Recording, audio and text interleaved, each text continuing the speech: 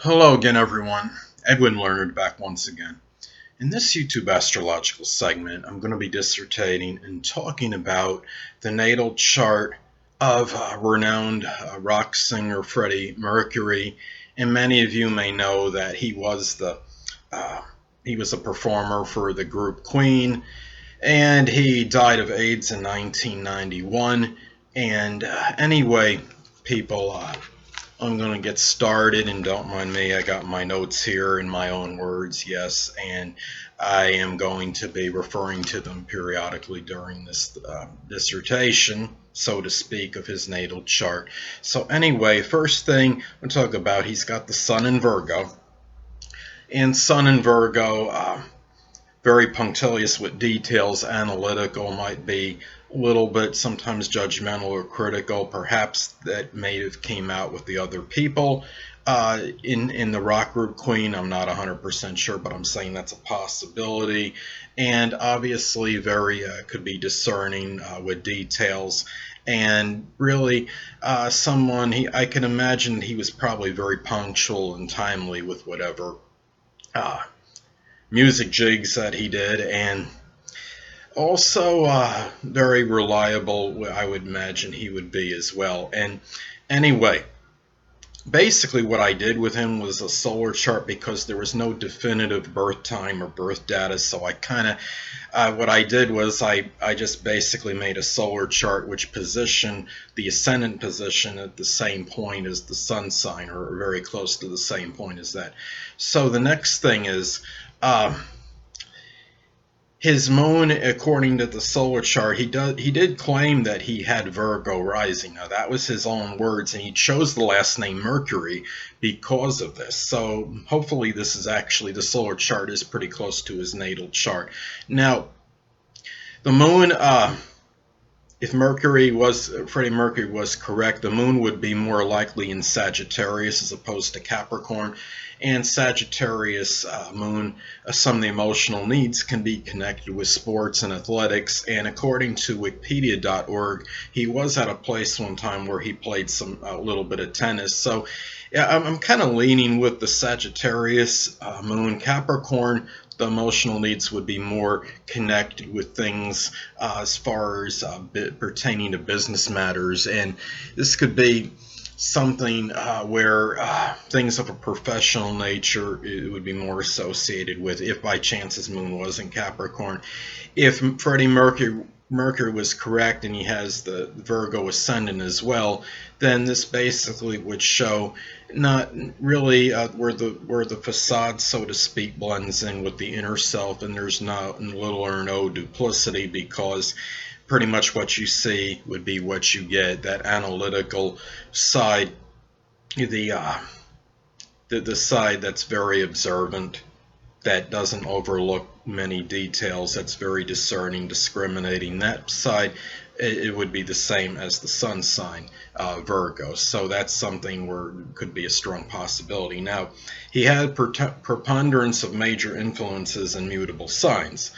So where this could indicate maybe a lot of change and vacillation and fluctuation, it could show strong adaptability and ability to make the best out of adverse circumstances. And it shows someone that could be very pliable and be able to show adaptability in relationships and be able to make a lot of the compromises. And this could very well perhaps have been this could have been strongly connected perhaps with Freddie Mercury, because when you're in a rock group and you might have a lot of people saying this, going one way with something, and where you might have some disputes over how maybe something should be performed. Well, Freddie Mercury having a lot of those energies in the mutable signs could be someone that could have shown adaptability as far as this goes. Now, he also had a majority of major influences in air signs, so this could indicate strong communication ability, ability to be perhaps intellectual. Communication could even include singing, which of course he did and flourished at it, obviously. So those are some things to look at. Being able to be verbose articulate, and perhaps even scientific as well.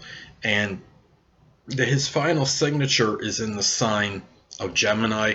Now, as many of you may know, I've stated this in previous videos, that the final signature can be an important part of the chart. And basically what it does is you take the majority which you have in your natal chart in the element and the quality, and you form a sign with that. And in this case, it's Gemini, and Gemini having the final signature in that could show perhaps a nature that could be very talkative, very loquacious, maybe very versatile, and being able to talk about virtually any subject, but may lack depth to some degree in some areas, and may learn something superficially, and that may lack persistence as far as learning things, but still could be very quick-witted and learn things in a very short period of time. Now, as important as this is, the chart signature, in my opinion, I don't believe it supersedes the sun, moon, or ascendant in terms of the impact on the natal chart. Now, let me see what else he has. He has no major influences in water, and this is not to say that Freddie Mercury lacked empathy or compassion, but what it could indicate is, as far as actually showing the feeling side, showing that compassion and emotionality, really it didn't maybe come out strongly, at least outwardly. And as far as the intuitive quality or the insightful side, it would show that Freddie Mercury was probably more about saying, really not making judgments more on logic and what he saw, tangible evidence, seeing things, not being able to see things maybe scientifically in actual true, as far as what evidence is or what he sees saw in front of him, as opposed to making guesses or choices on intuitive hunches, using logic more to do these things. Now, he had the majority of his planets on the left side of his chart. Now, having the majority of the planets on the left side of the chart can make somebody very self-driven, independent, and self-reliant, and generally is not going to be dependent on others to get things done. It indicates to me that he probably didn't need any impetus or motivation from other people to initiate projects or tasks, and someone that can have a lot of enterprise and initiative and get things done on his own without the motivation from other people. Now, let's look at my next page on this. He had in his chart, he had 4 planets above the horizon and 6 below, but he had the majority of his major influences in masculine signs. And this shows to me he had actually, it looks like, okay, I got 9 of 12 masculine signs. It tells me that probably a little bit more extroverted than introverted, a little bit more gregarious than being private. Also, more objective than subjective, being more optimistic as opposed to being pessimistic, and more about more of a people person, a little bit more than as opposed to just being by oneself as far as solitude and seclusion goes. So more sociable than not. Now, having that Virgo energy, of course, could modify this and a little bit, and as Virgo can be known to be reticent and shy, so you got to take the whole chart into consideration, of course. Now, he has also majority of the planets in the first quadrant, which shows on the negative side he may have come across a little bit of somewhat egocentric and about me kind of thing, and that my interests are paramount. But this could also indicate a person that really is strongly about the values, about monetary matters, which is the third, about communication in their own communication, and short journeys, which is the third. The first about appearance, and might put a lot of value on appearance and the communication, and that could be where that was more emphasized in his life. Now, he has the third quadrant empty in his chart, and the third quadrant or house is 7, 8, and 9. Now, having the third quadrant empty, this could indicate that as far as the relationships go, and as far as the ninth house connected with higher education, abstract thinking, the eighth house is connected with the transformation, regeneration. It can indicate that quadrant, when you integrate all those houses and put all together, can indicate that may have had difficulty maybe in the transformation of philosophies or being changed perhaps through relationships. And it could indicate having the third quadrant empty, as I wrote, may lack having the real strong, significant relationships, and many of his relationships may have been rather concise and quick and somewhat superficial. So those are some things to consider when having an empty third quadrant, and if you have that perhaps in your own natal chart. Now he has, according to his solar chart, I should say, his chart ruler is in the 12th house, and despite having a lot of that extroverted energy, as I talked about before, it would show that Virgo energy, as far as the solar chart goes, could be injected into 12th house matters, in which could include some solitude and seclusion, and his personality could strongly come out in as far as behind the scenes activity, things of a private nature. That analytical Virgo side can come out strongly in that, and it could show that maybe he was strongly about, maybe I don't know this at all, but it wouldn't surprise me if he might have been strongly connected with things out of a charitable nature in helping others that maybe were less fortunate, such as the oppressed, the homeless, the hungry, the impoverished. So that's something else to consider. Now he has a bold chart pattern in his chart, and bold chart patterns can often indicate a self-contained temperament and someone that doesn't allow extraneous influences to affect them. It could show a lot of single-minded focus and purpose, and he had a number of conjunctions in his natal chart, or I should say in this solar chart, natal chart, and it really showed that can show that strong integration of purpose and concentration of energy. At the same time, the bold chart pattern can indicate that this person might be sometimes very engrossed in their own, in their own matters, and maybe that doesn't always connect with things that are maybe associated with other people, I would say. So the thing is to, let's see what else he has. He has a Libra stellium.